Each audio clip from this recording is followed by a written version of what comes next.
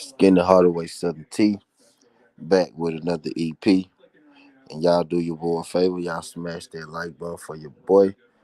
Whether you're here for a good time or a long time, whether you're here for the duration or you just sliding through. If you could do your boy a solid, hit that thumbs up. If it's your first time, don't make it your last time. Hit that subscription button as well. We talk this good boxing, MMA, and just sports in general every single day. But I ain't gonna hold y'all up in this thing too long. I'm here to drop this informational tea on y'all real quick. Now I had did a Southern Tea EP about this a couple months back, right? But sometimes over here on Southern Tea, I do these EPs so early, right? About time the news drop, we tend to forget. You know what I mean? But I do that on purpose, right? I throw something out there. Hey, this fight right here, go happen. It's coming down the pike.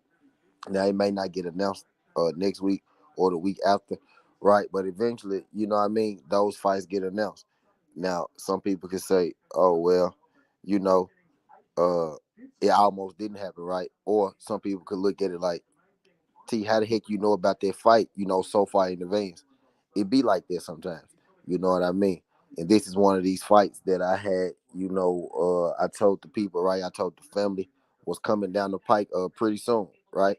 I had been following, the Triple G at 160, Triple G at 160 situation, rather close.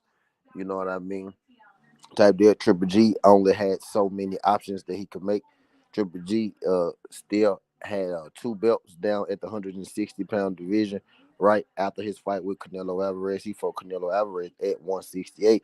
So his championship was never in danger, right? So he never lost his belts when he lost to Canelo Alvarez because Triple G belts was at the 160-pound division. Appreciate that, quickly. Appreciate that, quickly. Triple G belt was down there at the 160-pound division, right? So he still had his. So Triple G, had to defend his IBF mandatory, right? Triple G ended up Pablo Escobar. What's good? Appreciate you sliding through. If y'all could hit that thumbs up for your boy. Triple G, he ended up vacating his IBF belt. You know what I mean? Because he said he wanted to make bigger and better fights, which I understood because Triple G is getting up there in his career. He's a prize fighter. He not trying to, dibble and dabble with little small mandatories that ain't gonna get him that big Triple G bag right that he want. So I get it. I'm like, okay, he dropping his IBF because, he's going to be forced to fight Adrian De Lara because Adrian De Lara is the regular champion at the 160-pound division, right? Since he moved up. Adrian De Lara has been the champion for his last two fights. He fought Cornbread for the regular belt at 160, and the guy that he fought last is passing me, right? But I'm gonna have that name for you in just a second. But Island Lara has been the WBA regular champ at 160 for about at this point like a year or so now, right? So Triple G was going to have to fight Island Lara anyway. But what Triple G decided to do was he decided to release both of his belts, right? The IBF and the WBA, which made Island Lara the real sole owner of the 160-pound WBA belt. Now we can't knock Lara because Triple G chose not to fight him, right? Lara is the real champion at 160. I also did an EP, right? A little while back telling you that Danny Garcia said that he's been in a lot of big fights and that he don't want to be known as the guy who never won the big fight, right? Danny Garcia said that he was interested in fighting Adrian De Lara at a catch weight of 150 for his 160-pound championship belt. Now, this belt will be for the title at 160. I'm not sure exactly what the agreed upon weight is going to be, but this will be for a title at the 160-pound division. We got Danny Garcia, who is 37-3, right? 21 KOs. This will be his first fight at the middleweight division, the 160-pound division. He has one fight at the 154-pound division, which was his last fight versus Jose Benavidez, the brother of David Benavidez. But Danny Garcia is he's getting up there in age as well, 35 years old. He's had a belt at the 140-pound division, unified champ, and he's also had a belt at the in 47-pound division. So he's a two-weight division champ. 140, 140, and 147 is Danny Garcia. Like I mentioned a little earlier, this would be his first fight at middleweight, right? At full blown middleweight. He had one fight at junior middleweight. So he's going from one fight at junior middleweight straight up to one fight at middleweight. You either gotta call Danny Garcia crazy, right? Or you gotta commend him, right, for being willing to put it all on the line. And he's doing it now. Israel landed, right? Israel landed Lara. He's not in his prime by no, shape of the imagination, right? But Israel landed Lara isn't the guy that's past it, right? He's not a done fighter, right? He's not a fighter who is a shell of himself. Now, age does sneak up on you. See this shit. This fight happened on my birthday month. Let's get it quick. We shout out my guy Big Tech. Appreciate you sliding through. Pablo Escobar.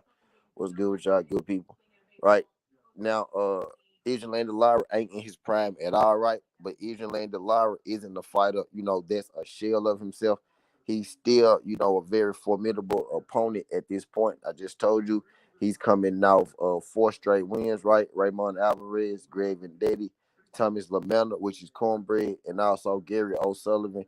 He's got two fights at 160, and both fights ended in stoppage. Is Lara, right? So you got Lara, who is 40 years old. You got Danny Garcia, who's 35 years old, right? Israel Lara, 29-3. Danny Garcia, 37-3, right? This should be a pretty, this should be a pretty good fight. Right? I think it's a good matchup, especially given the age is a good matchup given the names, right? In this four title, it gives Danny Garcia a chance to get his title at a third division, and it also gives Israel Lara a chance to rifle it, right, and defend his 160-pound WBA belt in his new division as well. Danny Garcia has said a while back, right, he doesn't want to be known as the guy who got the big fights but never won them. Danny Garcia was he fought Sean Porter, he fought Keith Thurman, he fought Earl Spence. It always seems like the big fights, Danny is good enough to compete with these guys, but he's not quite just good enough to beat them. Danny Garcia is trying to change that, about himself by winning this title at the 160-pound division. Israel Lara, pretty much, he's fighting, retirement. He moved up to a division after a loss. He strung out four straight losses, right? Israel Lara's 40 years old. uh this fight with Danny Garcia, this go prove to Israel Lara, right? Should he keep going, right? Or should he call it quits? I don't see Israel Lara, being able to put together for another run, right? He's already put it together for this run, right? At the championship, right? If he loses to Danny Garcia, I don't see him being able to put together for another run, right? So at this point, Israel Lara is kind of fighting, for his career, in lack of a better sense, so in lack of a better term. So you got Israel Lara, who's basically fighting for his career. You got Danny Garcia, who's also basically fighting for his career. This is what you call a crossroads fight. A crossroads fight between two borderline, Hall of Famers. Will these guys get in? Won't they get in? I think it's an argument. I think it's up in the air. I think both guys, are borderline Hall of Fame guys. A win in this fight for one of these guys very well could put, solidify them, in the fame. It'll give both these guys three divisions, you know what I mean? It's gonna be hard to argue that, right, when you on that podium. But I ain't gonna keep y'all in this thing too long. Again, y'all catch me back in about 40 minutes. We go get together for this Laker game, right? We gonna make our single game parlay, make our bets, and we go chill out and we go watch this Laker game. We go roll up, we go get hot and all that good stuff. But I appreciate y'all folks sliding through this thing. Israel Lara, Danny Garcia, August 5th is real deal. Seal.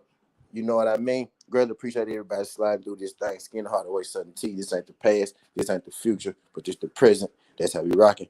And I'm out. Look.